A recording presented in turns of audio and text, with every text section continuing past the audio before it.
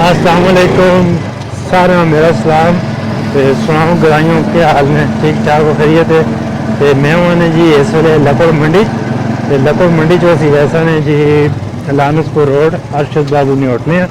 उधर वन के तो दसते हैं कि बकरी ने दुध नहीं चाह तो मिलनी है लेकिन बकरी ने दुध अगर तुम पीना होगा खालस तो प्योर वो भी उधर मिलना है।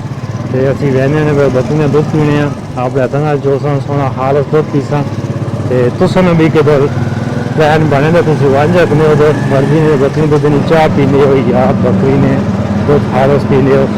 अरशद बाबू ने रबता करके मैं फोन नंबर मैंशन कर सकने अरशद बाबू ने रबता करके तुम वन के उत्थे चाह तो बकरी ने दुध इंजॉय कर रखने हो। बकरी ने ताज़ा तो प्योर दुध कितों मिलना बिल्कुल खालस अपने हथा नाल चो के तो तुम पियो तुस काड़ के दो। तो असी इस वेले गड़ी बाबे को गड़ी बाबे को असी सीधा वैसा ने लानसपुर रोड का उतो असी फिर सजे हो सा तो अगे फिर बहने असी उधर बकरियां ने अजड़ा आंदा जो उन्हें बकरियां रखियां तो उधर फिर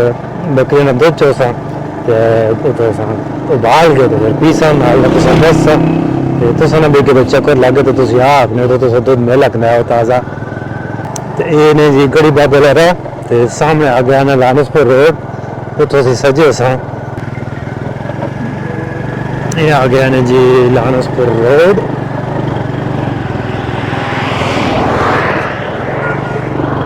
तो ये आ गया ने जी साढ़े इलाका छा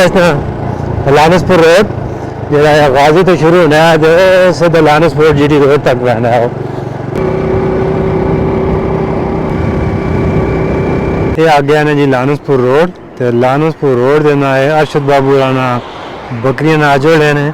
पिछे मैं एक वीडियो भी अपलोड की थी जिस मैं दसिया कि बकरियां दुध नहीं चाह किधर मिलनी है। तो ये जोड़े अरशद बाबू राना बकरियां ना तो इन्होंने वाला लकमे नाल दुध है ज़्यादा तो ये तुसा पीने से भी मिल रखना है बड़े मैं इस वीडियो मैंशन कर सकते अरशद बाबू ने फ़ोन नंबर भी तो रबता करके आवा कर सो तो दुध आर्डर बुक करावा कर सो। ये माशाल्लाह आ गई ने जी बकरियां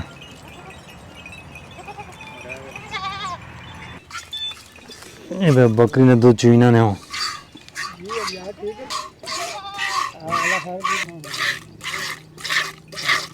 ये आ गया नहीं जी ताज़ा बकरी ने दूध।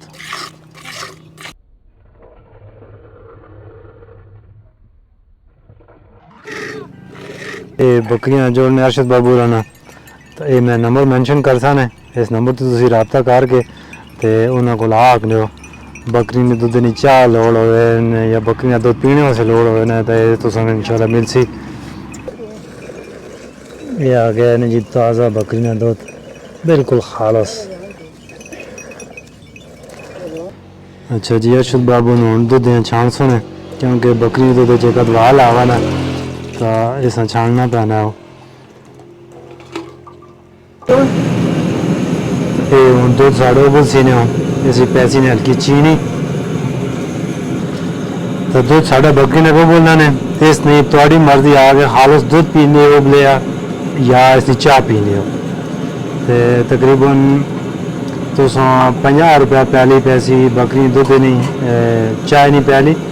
अगर खालस दूध पीसो तो 60 रुपया प्याली मिल सी तो दूध में बहाल आ गई ने इस हल्की जी पैसी ने चीनी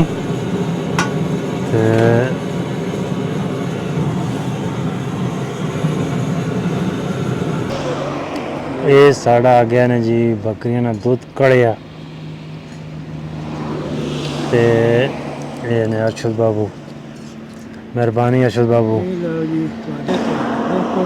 मेहरबानी। तो ये आ गए ने जी बकरी ने दूध कड़िया माशाल्लाह जी जबरदस्त बिस्कुट डबो के खाओ माशाल्लाह जी बकरी ने दूध ना बड़ा ज़बरदस्त उन्होंने ताकत वाला 6 लाख जापानी आते कि माँ जो दूध नहीं पीना चाहिए ना ताकत देना पर बंदे सुस्त करना है बकरी ने पीना चाहिए ना जो सही ताकत देना तो बंदे छोला करना है। तो गराइयों ये आगे ने लानसपुर रोड सामने वो पेट्रोलिंग चौकी ने जरा मलक पेट्रोल पंप है उसको अगे तो आओ ना तो ये आ गया ने अरशद बाबू ने जंगल होटल। इस ते तुसां खालस बकरी दे दुद्ध दी चाह भी मिलसी ते अगर पीनी होसे तुस बकरी दा दुद्ध लोड़े तां ओह् भी मिलसी ने एक टाइम दुद्ध दी शार्टेज होंदी है